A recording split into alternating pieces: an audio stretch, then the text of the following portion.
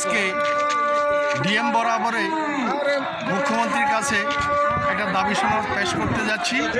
সে দাবিতে 20টা দাবি আছে। অর্গানাইজ সেক্টরের আছে 9টা দাবি এবং আনঅর্গানাইজ সেক্টরের আছে 11টা দাবি। এই 20টা দাবির মধ্যে সরকারি কর্মচারীদের অর্থাৎ অর্গানাইজ সেক্টরে ডিএ থেকে আরও প্রাসঙ্গিক বিভিন্ন সুযোগ সুবিধা নিয়ে 9টা দাবি এবং আনঅর্গানাইজ সেক্টরে পরিবহন ক্ষেত্রে বিশেষ করে আমাদের এখানে একটা সিএনজি স্টেশন স্থাপন করা এবং